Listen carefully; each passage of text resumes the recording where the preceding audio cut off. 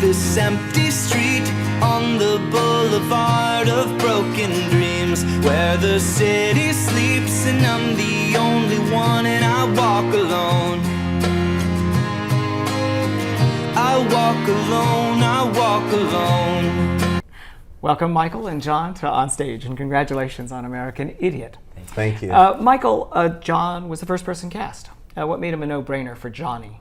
Well, when I started working on this project, I actually made it for John because we'd had such an incredibly great time working on Spring Awakening, and his performance was so transcendent in that I thought, he could really be the center of a story that is anchored in a young American who brings all of the qualities that John has in spades, a kind of, a charisma, restlessness, vulnerability, and yet a kind of angsty anger and feistiness, and a beautiful singing voice, terrific acting, and I don't know, there's something about him when I look at him that I see a kind of iconic American youth, not a kid anymore because he's so beautifully maturing into this wonderful young man, but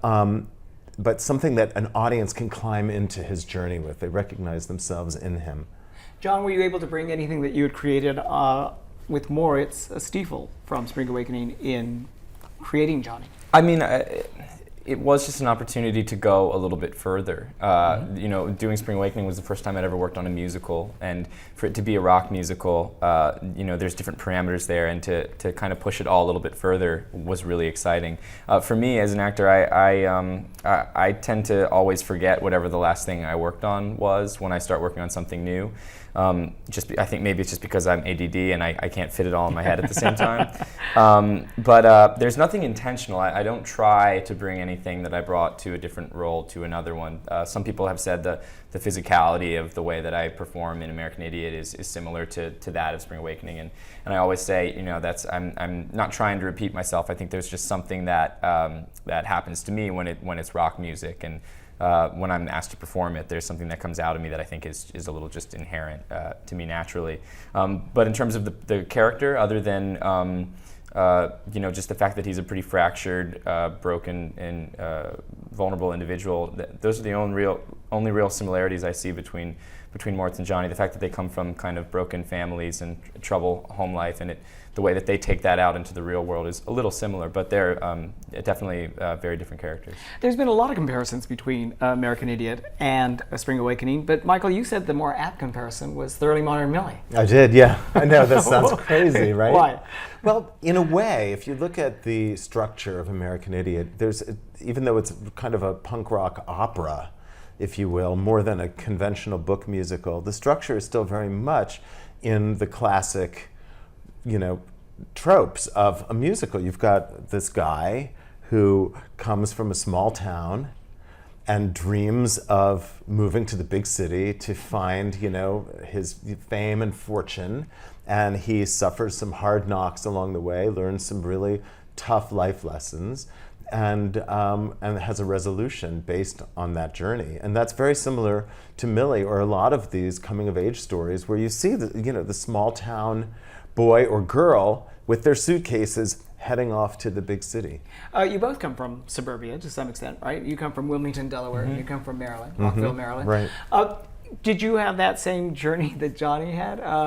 Did you meet any St. Jimmy's along the way? Have you had those kind of hard knocks yourself, John? Yeah, I mean, for me, I've been really fortunate in the trip that I took from my hometown of Delaware to New York City, and the one thing that I had that my character never had was had support, and I had a family at home that believed in me, and I would have never made it where I am now without them. Johnny has none of that. His father's passed away, and he has an abusive stepfather and a mother that doesn't even care whether he comes or goes.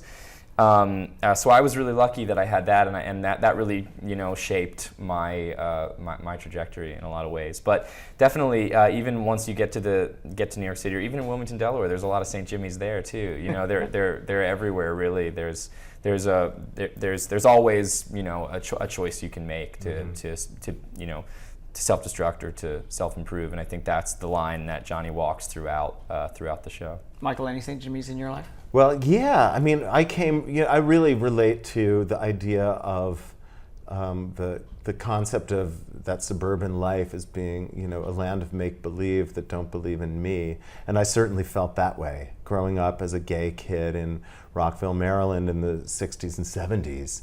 It was not a place where I felt that I was visible. Mm-hmm. And if I was visible, it was to be, abused a little bit. So New York seemed like it was going to be Oz, for me. But the St. Jimmy's are, I think, always inside you. That you carry them around with you. So it isn't so much that I met some sketchy people along the way, and I met plenty of them.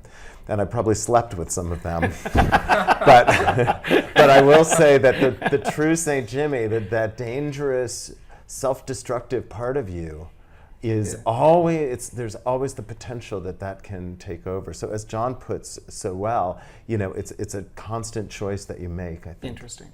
We have to wrap up, but before we do, obviously the album that this is based on came out of the Bush world. Yeah. We're now in Obama world. How has that sort of changed how this show is received? Has it at all? Well, we've only been doing the show in these Obama years, but I feel like the legacy of the Bush years is still very much with us, unfortunately. And the mountain that our president is struggling so valiantly and so brilliantly to climb is still very, very, is a very difficult climb. So I think we're all we're still kind of in those bad times and hoping to get out of them. And is that making your generation cynical, John? No, I don't believe so. I definitely, amongst everyone that I know, my friends, I feel a real sense of ownership finally thinking that maybe this is our time to get involved and really do something and make a difference. And as bleak as American Idiot can be sometimes, I left the theater with that sense of hope. Good, I'm glad. That's the point, I think. Yeah. Thank you very much for sharing that with us, and thank you for coming to see us. Thanks. Thank you.